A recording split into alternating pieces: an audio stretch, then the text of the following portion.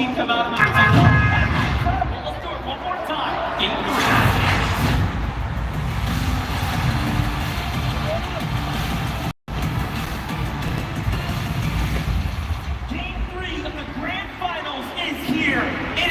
To see how this one's going to play out we already know that 14 players have fallen both games back to back in these early moments. That means 7 duos have it out for one another.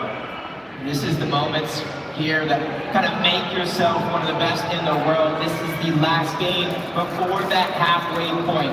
You gotta get as high up on the leaderboard as possible. You don't want to leave it to those final moments. But you know, game 1 to 3, Canada Angels, Thomas and Malabuka yet again.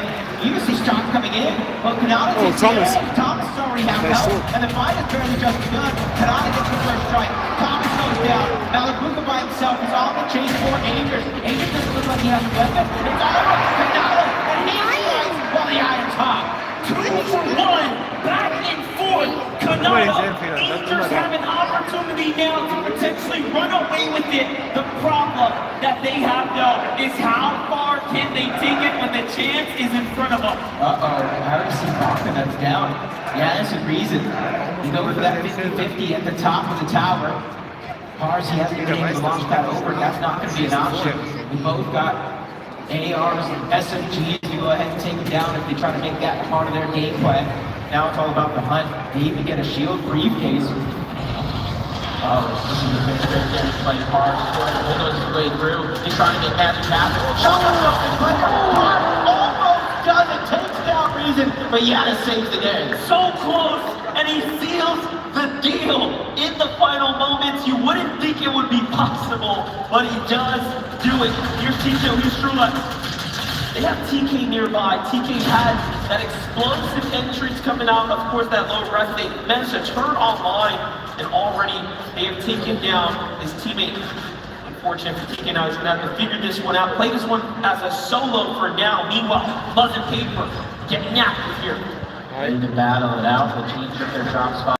Normally going over towards Breakwater Bay. They qualified to the FNCS Global Championship. They qualified to the Grand Finals over towards Breakwater Bay, but sometimes you got to be adaptable in the bush, trying to go for a hide-and-seek style play. Paper getting taken down low. Buzz there with the bait and switch to try to go ahead and save the game, but they got to be careful.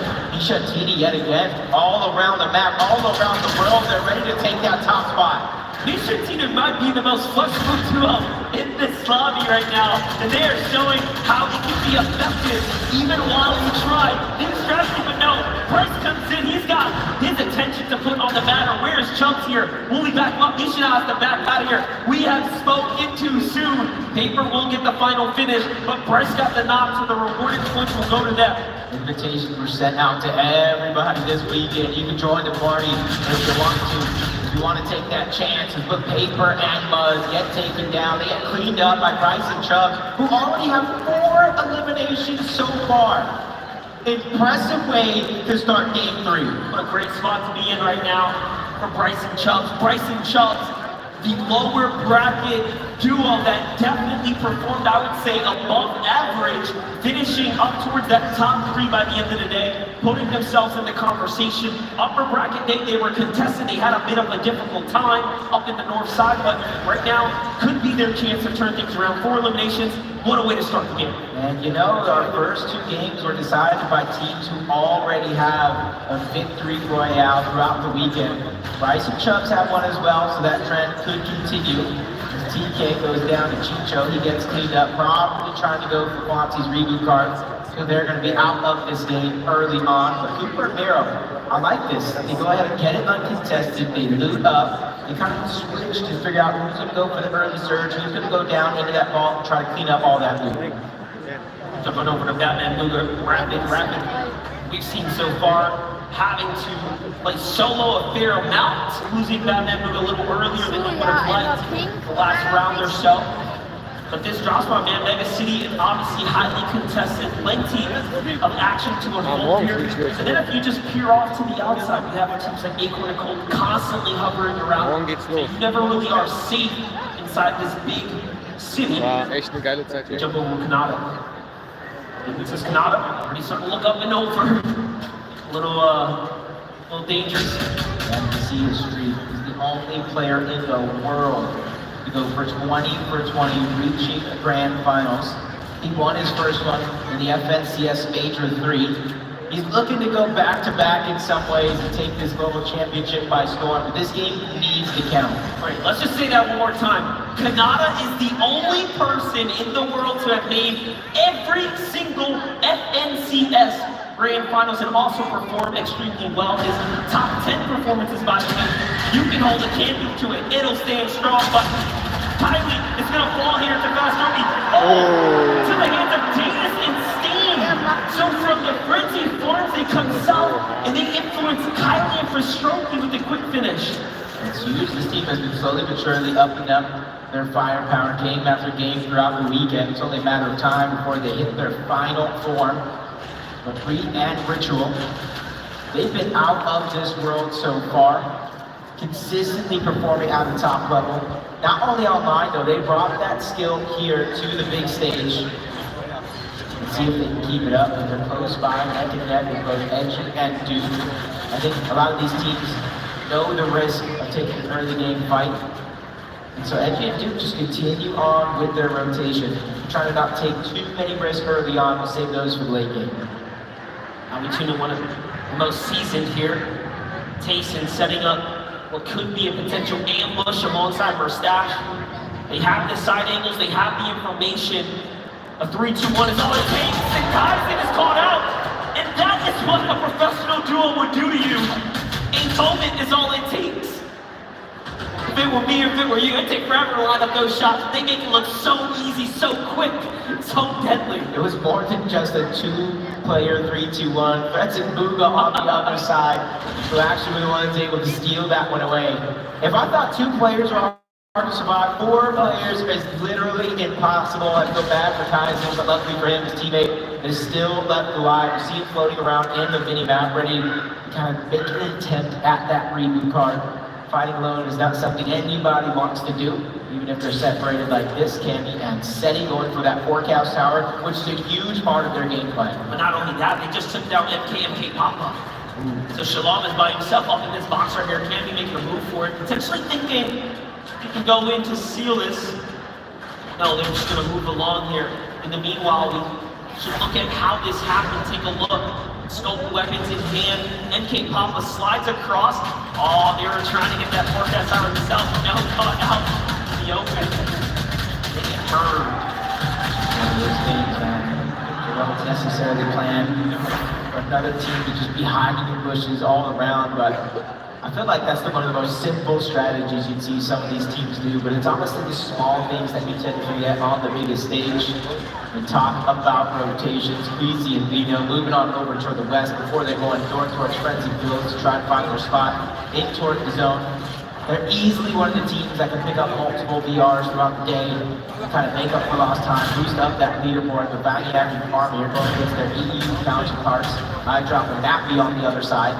Get denied piece control a few times, a few opportunities coming out. I drop, we get denied yet again. All of that real estate going over to Vaniac. Feel a little deja vu here. Vanya down low ground. Vanya cannot quite find the shot there. Drop playing off the heels, backing up by himself. The last time we were in this situation, it was Sensen and company on the hunt. This time it is Harmy.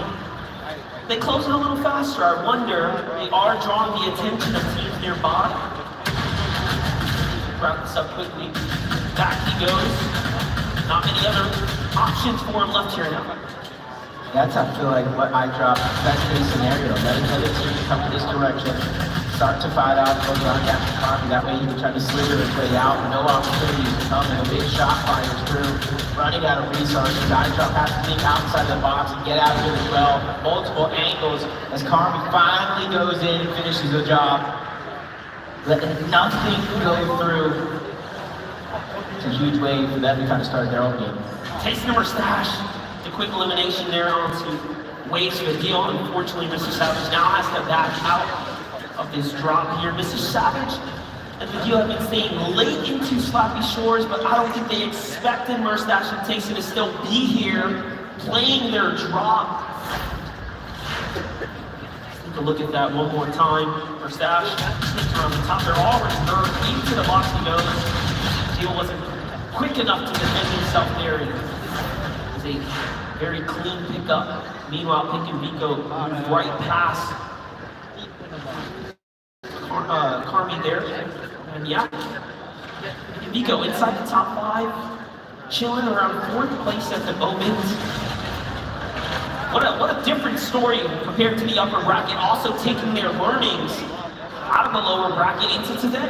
Yeah, that's one thing I feel like for some of these players, you know, Vico probably one of the more mechanically skilled and gifted players on the EU region, one of the best IGLs. Sometimes it just takes a day to warm up. You know, you got the jitters, you got the nerves, different setup, different desk heights, different chairs, and sometimes you have to go through the ringer against a team like Acorn Cold before you go ahead and say enough is enough, and start to go ahead and play to your full potential. That's why you see him at the top side of the leaderboards.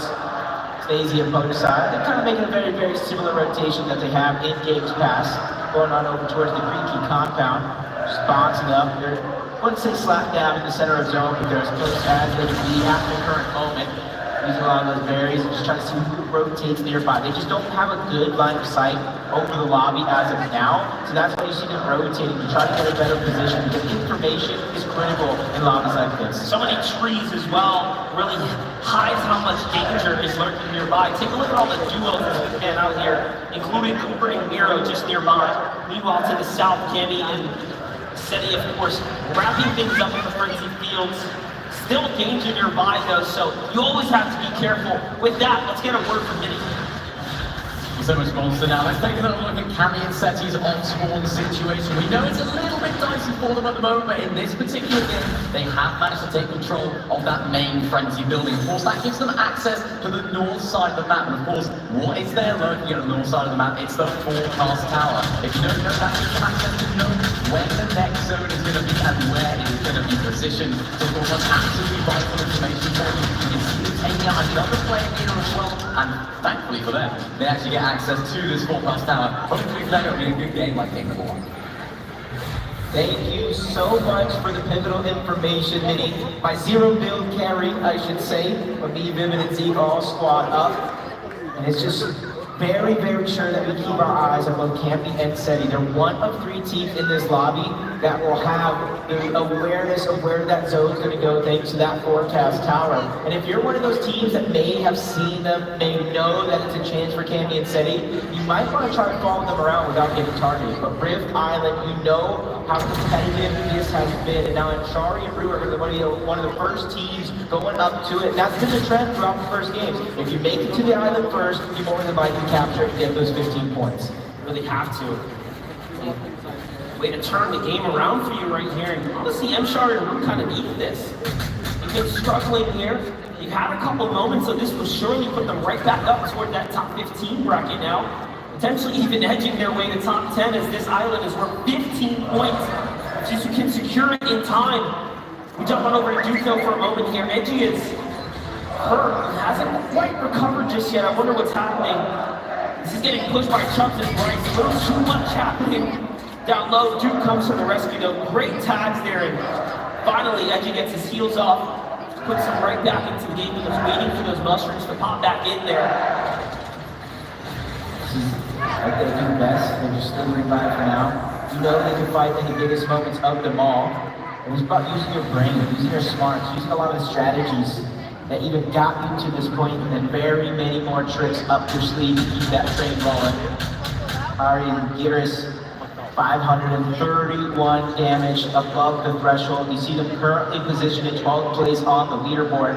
And this being the last game before the half, I feel like it's pivotal for a team where they're positioned, if they want to be in the conversation and not force themselves to have massive games, to do well here in this third game.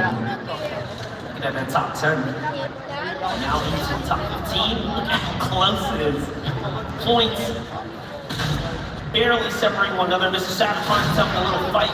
Some action here. Najee, incredible shot! How did he hit that before he even can realize? And now Vidil has to clutch up here. Vidil cannot allow him to wait this one out. And by the way, they need this damage. They actually have to force these fights here. So should he save up? Should he clutch up here? It'll be okay. You know, Najee wants to turn things around and get the full finish. He does have to be careful. Very positive shots. Oh, he saves him just in time. Outside of the zone and inside as well. The Preacher from Ryan took the huge moneymaker here, but a nice shot from Badil trying to make up for it going down. Oh, no! He burns for Ryan said, "You are out of the lobby." Oh my gosh! That was the grossest shot of the day by far. Watch it one more time. Look at how quick this was. You think it was over here, but he hits it just in time. Oh my God! Off the slurp juice. He didn't even give him enough time to heal. He just went in trying to finish it off. But those are the risks you take. When you get rebooted, you're forced to get surged yet again. That's exactly what happens when you can't control your own destiny. An actual contested fight for this Rift Island. It's the game before the half, like I keep saying, so a lot of these teams realize how valuable these points actually are. The teams, if they don't have enough heals, you can only stay up here for so long. You see the zone is pulling away from Rift Island, so it might be one of those teams that have to heal down that are willing to expend it. It makes sense that that's contender here, as this is a part of their strategy. Secure these drops, secure the Rift Island, get these other points, these extra points. There's a lot of different ways to secure the lead. Davison State are also here again too, constantly finding themselves in the vicinity. So far, so good. Bright and Flixie are alive. Cannot Ages are just nearby as well. So trying to make do, trying to make the best of this game. 57 above the damage threshold. It's just enough. It's just enough for some of these teams to rotate in, try to go for a sneaky sniper shot. Narrowly misses that one. Probably saw the glint coming off of him as soon as he scoped in, allowing him kind of watch out. And you see they don't want to go all the way to the side of that mountain. They want to keep some elevation just in case it doesn't pull in this direction. You don't want to have to battle back. Source may have found an important elimination onto SETI, so you may know where the zone is, but it doesn't mean you're absolutely safe. Candy turns that story around, potentially finding his elimination, putting on just enough defense, but for how long? Now Candy has to play this out by himself. Yeah, I don't know how possible it is going to be, but he does have that reboot card, and he holds his position. It's not too far off from that reboot ban as well, but it is going to be out of zone. It is going to cause a lot of attention in your direction. The possibilities are endless. We've seen things like that happen before in the past. He's just trying to figure out how he's going to survive this moment. Forget about those later plans, but for now, I think it's going to be going for that rocket ramp. Forget the reboot, forget all the loot, even that team I was fighting. Let's just go ahead and go in towards zone. You can see it's the least congested side as of now. Nobody's really begun their rotate from across the water. What's crazy about this as well is Candy was considering taking more mobility in crash pads, but because he was spooked out of his spot, he actually couldn't even secure it. He couldn't change his loot up. He had to just leave. So this isn't even the most ideal situation for him as of right now, as he was fumbling through his builds. But Cooper Miro, the problem children of NA right here, setting up shop. And the top children of the globals right now, they are second and second back to back. This is by far the toughest game for them, as they don't have much of a material time to play with, and they've been found out. This is big, because Miro and Cooper end up with the top finish yet again. They're 39 points ahead of the next best player and team right now. Placement points have not even begun to set in, so if they can continue that trend, they will be the team to beat in the second half. This is kind of crazy though. Take a look at how the situation is playing out. There's not a soul on this side of the map. Very rarely this late in the game will you even have a chance to farm loot so casually in a competitive lobby. And things might have just aligned for Cooper Miro. We could be seeing Destiny line up. If they somehow win this game, get a top 5, you have to rewind and take and think of that moment right there. That chance to breathe and stabilize, reform up just like you're saying. It is going to be huge because the teams rotating nearby in their direction. But from outside of the zone to the inside of the zone, Peak and Vico, they're waiting for them to go down because they're one of the teams that is at the top side of that leaderboard as of now, waiting to take away that spot. And honestly, consistency is key, and they've been one of the most powerhouse teams on the weekend, if your minds stay well. Well, if you look at that top 10, there was definitely room at the top as 4 teams have fallen just beyond 5th. Peterborough has a chance. Bila has a chance. They're just right there. This game already 2 eliminations, put them inside the top 10. That solo run from Peterborough in game number 2 was incredible. This is exactly what we came to see and came to know out of Peterborough overall. The Invitational played with somebody who isn't Bila, and I feel like that's the thing. It's business for them. Every time they go and try to do it with someone else, the results aren't necessarily there, but every time they reunite, they impress everybody watching, and they're looking to do that once more here. Not a better way to make $1 million over a weekend. True. Be the best. That's gonna be something to celebrate, but no celebrations here for Miro and Cooper. Not looking good right now. Ich habe gesagt, heute erzähle ich nicht so viel, weil ich will das auch genießen The jetzt. agenda forced the fight. They Das fought on Finale. the other side. This might be the best you can do it as well. We already knew. Harris was hurt. Cooper jumps into the box. He goes for it. Puts it all on the line. Doesn't quite find it. And Miro's here to back him up. And the finish comes in. The refresh was massive. And they're right back in the game. But do they have heals? Did Cooper find anything there? It's the little details that matter. Now that he has materials on the side of Miro, of course. Another one. Able to heal on up. Oh, there goes his teammate as well. Gears goes down. Wow. And now they're both booted, ready to go ahead and continue their run. Their point lead is just growing larger and larger through most of the game. See Pixie and Cheating up on that leaderboard as well. Cammy and Seti still finding a way to stay alive. Then of course Pink and Vito. Oh, after material split, there's still going to be a fight in front of them. They're not stopping there. They are literally continuing, but on the other side, Cammy is still a solo. He is still playing this one out. Where once he was going high ground game after game, this round here, he just has to do what he can to survive the gauntlet. Top 25 is here now. Place some points have been earned. That alone is something to celebrate, but Cammy's here to put up more. He needs more.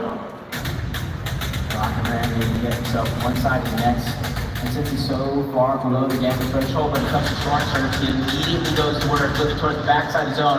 Vincent's gonna be the first one in his line of sights, but finds no success, able to shoot through. Pink goes down in the feed. That's Zero yet again, out of nowhere, trying to come back. But Kenny's not really finding any success when it comes to Storm Surge. Eventually, he's gonna have to just get into one of these boxes. Really starting to heat up here. We get to look at that one more time. Don't forget, the reason they were hurt was because Pink was looking at it from before, and they finished him just like that. And another refresh. But more importantly, it's more points. That's a top 5 team. Pink and Nico have been truly heating up here today. But Miro and Cooper are just the unstoppable force at the moment in this lobby. Now they made it to the front of the game where you get replacement points for every team that goes down. And this is where Cooper and Miro really do shine the best. In these end games, being able to be a little bit more aggressive and take those risks. Peterborough by life to say the same thing about them. They were in a situation that Cooper and Miro were in not too long ago. They have to take a page out of their playbook. That's Canada ages over on the other side. See Peterborough trying to take the space, but finally back reunites. Here's a lot of teams crashing in and didn't want any part of any of that. Violent Peterborough still to move right now. Meanwhile, Peterborough is finding more and more. He gets the finish, but there's duos down low. It's not safe by any means. Starts to run thin on material. Plenty of teams down low who's got to get out. That's Duke.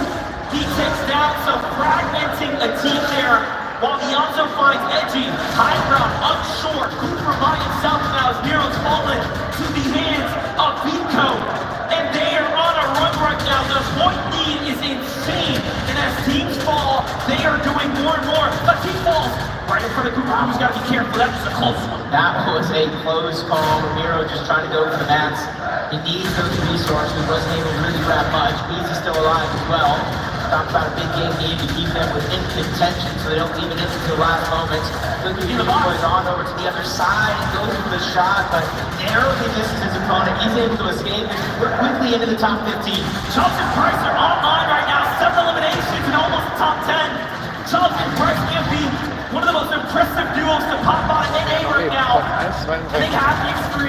first time they're in an in-person arena with a crowd this big, with this much on the line. And so is Cooper, and he is still going. This could be the miracle run for Cooper.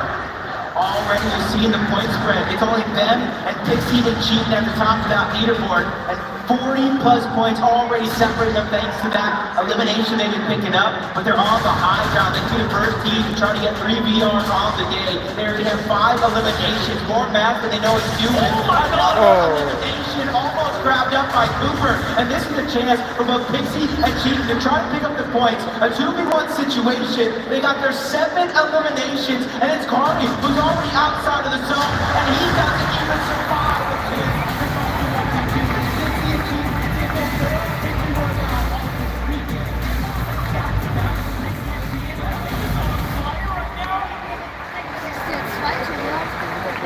I want to repeat what our casters just said. Are you on fire right now?